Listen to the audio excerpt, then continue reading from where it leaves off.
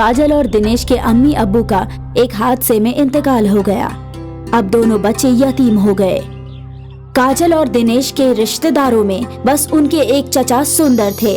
उनके चचा उन्हें अपने साथ अपने घर ले गए, लेकिन जब वो अपने घर पहुँचे तो उनकी बीवी ज्वाला दरवाजे पर गुस्से में खड़ी थी। मैं इन दोनों को अंदर नहीं दाखिल होने दूंगी। क्यों? क्योंकि अगर ये दोनों अंदर आ गए तो मेरी पिंकी के मुस्तकबिल का क्या होगा। वैसे भी तुम इतना कम कमाते हो कि मुश्किल से ही हमारा गुजर बसर हो रहा है, और ऊपर से ये दोनों हमारा बोझ ही बढ़ा देंगे। ऐसा कुछ नहीं होगा ज्वाला, तुम बेफिजूल ही ये सब सोच रही हो।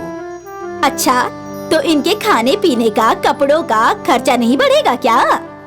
चाची, हम दोनों काम पर जाएंगे, आप पर बोझ नहीं बनेंगे। देखो, बच्चे खुद बोल रहे हैं कि वो काम पर जाएंगे।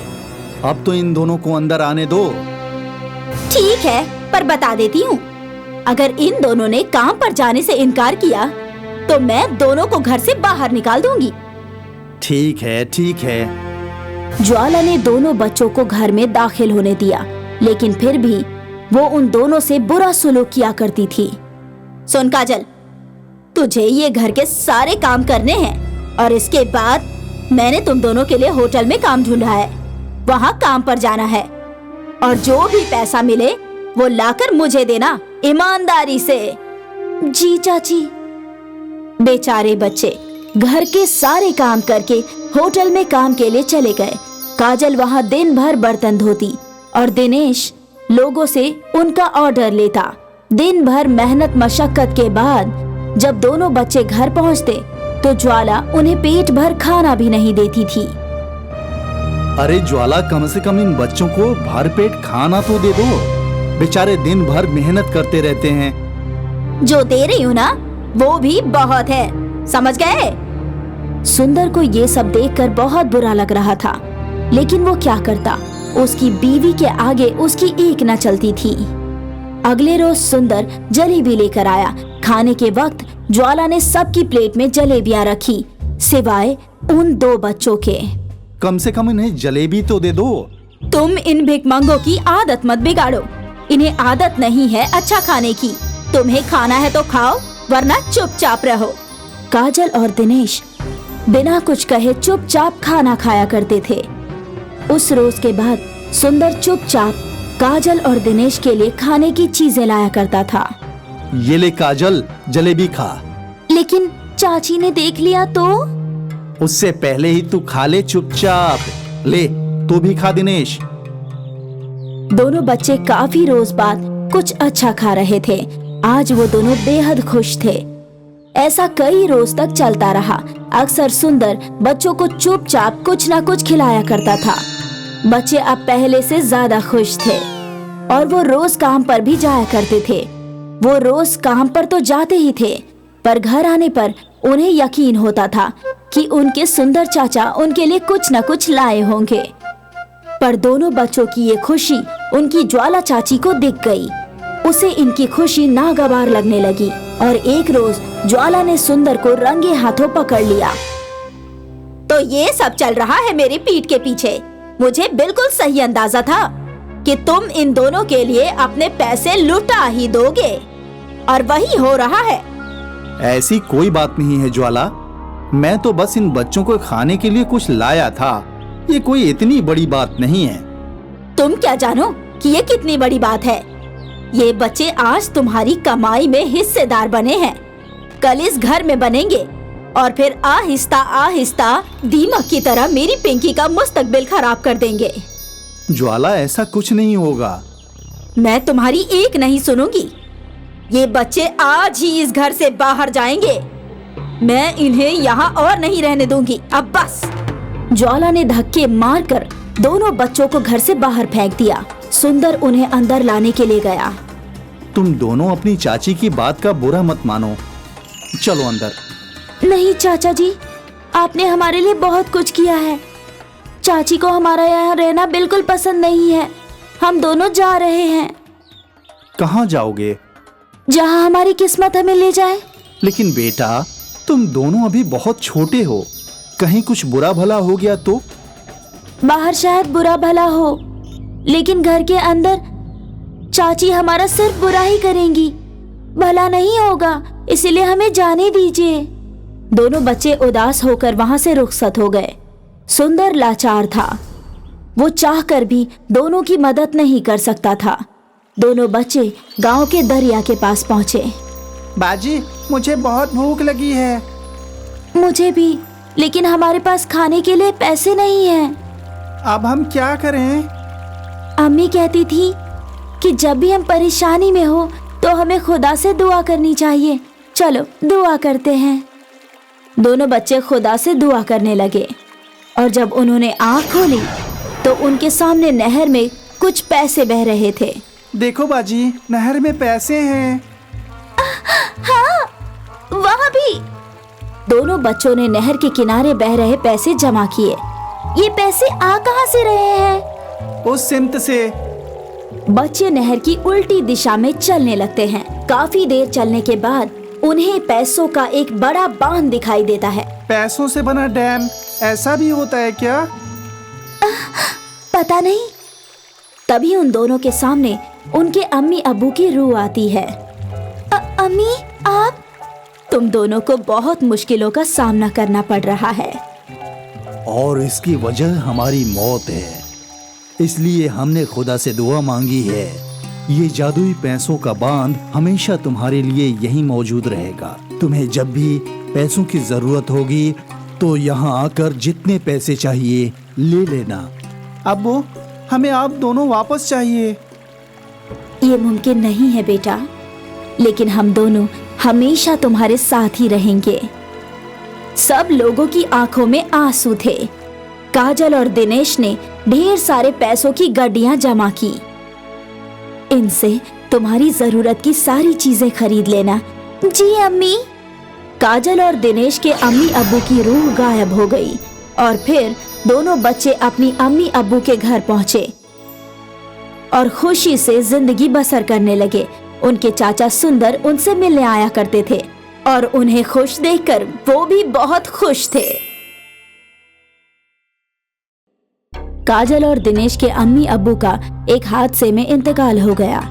अब दोनों बच्चे यतीम हो गए। काजल और दिनेश के रिश्तेदारों में बस उनके एक चचा सुंदर थे।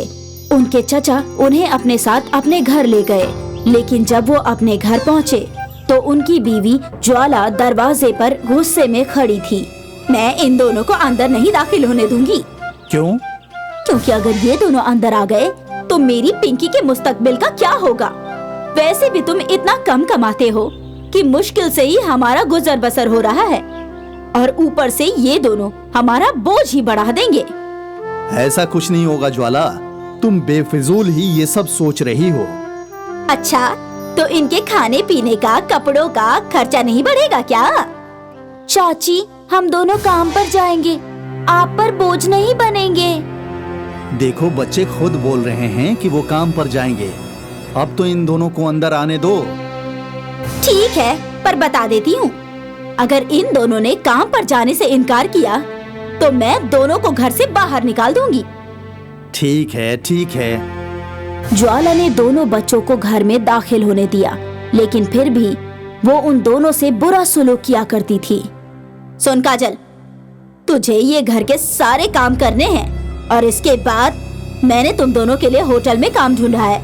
वहाँ काम पर जाना है और जो भी पैसा मिले वो लाकर मुझे देना, ईमानदारी से। जी चाची। बेचारे बच्चे घर के सारे काम करके होटल में काम के लिए चले गए। काजल वहाँ दिन भर बर्तन धोती और दिनेश लोगों से उनका ऑर्डर लेता। दिन भर मेहनत मशक्कत के बाद जब दोनों बच्चे घर पहुँचते तो ज्वाला उन्हें पेट भर खाना भी नहीं देती थी।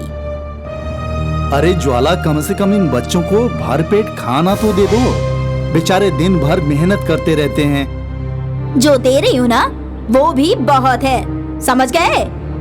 सुंदर को ये सब देखकर बहुत बुरा लग रहा था, लेकिन वो क्या करता, उसकी बीवी के आगे उसकी एक न चलती थी। अगले रोज सुंदर जलेबी लेकर आया। खाने के वक्त ज्वाला ने सबकी प्लेट में जलेबियां रखी, सिवाय उन दो बच्चों के। कम से कम इन्हें जलेबी तो दे दो। तुम इन भिखमंगों की आदत मत बिगाड़ो। इन्हें आदत नहीं है अच्छा खाने की। तुम्हें खाना है तो खाओ, वरना चुपचाप रहो। काजल और दिनेश बिना कुछ कहे चुपचाप खाना खाया करते थे। उस रोज के बाद सुंदर चुपचाप काजल और दिनेश के लिए खाने की चीजें लाया करता था। ये ले काजल, जलेबी खा। लेकिन चाची ने देख लिया तो? उससे पहले ही तू खा ले चुपचाप। ले, तू भी खा दिनेश। दोनों बच्चे काफी रोज बाद कुछ अच्छा खा रहे थे। आज वो दोनों बेहद खुश थे। ऐसा कई रोज तक चलता रहा। अक्सर सुंदर बच्चों को चुपचाप कुछ ना कुछ खिलाया करता था। बच्चे अब पहले से ज्यादा खुश थे और वो रोज काम पर भी जाया करते थे। वो रोज काम पर तो जाते ही थे, पर घर आने पर उन्हें यकीन होता था कि उनके सुंदर चाचा उनके लिए कुछ न कुछ लाए होंगे। पर दोनों बच्चों की ये खुशी उनकी ज्वाला चाची को दिख गई। उसे इनकी खुशी नागवार लगने लगी और एक रोज ज्वाला ने सुंदर को रंगे हाथों पकड़ लिया। तो ये सब चल रहा है मेरी पीठ के पीछे। मुझे बिल्कुल सही अंदाजा था कि तुम इन दोनों के लिए अपने पैसे लुटा ही दोगे, और वही हो रहा है। ऐसी कोई बात नहीं है ज्वाला, मैं तो बस इन बच्चों को खाने के लिए कुछ लाया था। ये कोई इतनी बड़ी बात नहीं है। तुम क्या जानो कि ये कितनी बड़ी बात है। ये बच्चे आज तुम्हारी कमाई में हिस्सेदार बने हैं, कल इस घर में बनेंगे और फिर आहिस्ता आहिस्ता दीमक की तरह मेरी पिंकी का मुस्तकबिल खराब कर देंगे। ज्वाला, ऐसा कुछ नहीं होगा। मैं तुम्हारी एक नहीं सुनूंगी। ये बच्चे आज ही इस घर से बाहर जाएंगे। मैं इन्हें यहाँ और नहीं रहने दूंगी। अब बस। ज्वाला ने धक्के मारकर दोनों बच्चों को घर से बाहर फेंक दिया। सुंदर उन्हें अंदर लाने के लिए गया। तुम दोनों अपनी चाची की बात का बुरा मत मानो, चलो अंदर। नहीं चाचा जी, आपने हमारे लिए बहुत कुछ किया है। चाची को हमारा यहाँ रहना बिल्कुल पसंद नहीं है। हम दोनों जा रहे हैं। कहाँ जाओगे? जहाँ हमारी किस्मत हमें ले जाए। लेकिन बेटा, तुम दोनों अभी बहुत छोटे हो, कहीं कुछ बुरा भला हो गया तो? बाहर शायद बुरा भला हो, लेकिन घर के अंदर चाची हमारा सिर्फ बुरा ही करेंगी, भला नहीं होगा। इसीलिए हमें जाने दीजिए। दोनों बच्चे उदास होकर वहां से रुखसत हो गए। सुंदर लाचार था। वो चाहकर भी दोनों की मदद नहीं कर सकता था। दोनों बच्चे गांव के दरिया के पास पहुंचे। बाजी, मुझे बहुत भूख लगी है। मुझे भी, लेकिन हमारे पास खाने के लिए पैसे नहीं हैं। अब हम क्या करें? अम्मी कहती थी कि जब भी हम परेशानी में हो तो हमें खुदा से दुआ करनी चाहिए। चलो दुआ करते हैं। दोनों बच्चे खुदा से दुआ करने लगे और जब उन्होंने आँख खोली तो उनके सामने नहर में कुछ पैसे बह रहे थे। देखो बाजी, नहर में पैसे हैं। हाँ, वहाँ भी। दोनों बच्चों ने नहर के किनारे बह रहे पैसे जमा किए। ये पैसे आ कहाँ से रहे हैं? उस सिमत से। बच्चे नहर की उल्टी दिशा में चलने लगते हैं। काफी देर चलने के बाद उन्हें पैसों का एक बड़ा बांध दिखाई देता है। पैसों से बना डैम, ऐसा भी होता है क्या? पता नहीं। तभी उन दोनों के सामने उनके अम्मी अब्बू की रूह आती है। अम्मी, आप? तुम दोनों को बहुत मुश्किलों का सामना करना पड़ रहा है और इसकी वजह हमारी मौत है। इसलिए हमने खुदा से दुआ मांगी है। ये जादुई पैसों का बांध हमेशा तुम्हारे लिए यहीं मौजूद रहेगा। तुम्हें जब भी पैसों की जरूरत होगी तो यहाँ आकर जितने पैसे चाहिए ले लेना। अब्बू, हमें आप दोनों वापस चाहिए। ये मुमकिन नहीं है बेटा, लेकिन हम दोनों हमेशा तुम्हारे साथ ही रहेंगे। सब लोगों की आंखों में आंसू थे। काजल और दिनेश ने ढेर सारे पैसों की गड्डियां जमा की। इनसे तुम्हारी जरूरत की सारी चीजें खरीद लेना। जी अम्मी। काजल और दिनेश के अम्मी अब्बू की रूह गायब हो गई और फिर दोनों बच्चे अपनी अम्मी अब्बू के घर पहुंचे और खुशी से जिंदगी बसर करने लगे। उनके चाचा सुंदर उनसे मिलने आया करते थे और उन्हें खुश देखकर वो भी बहुत खुश थे।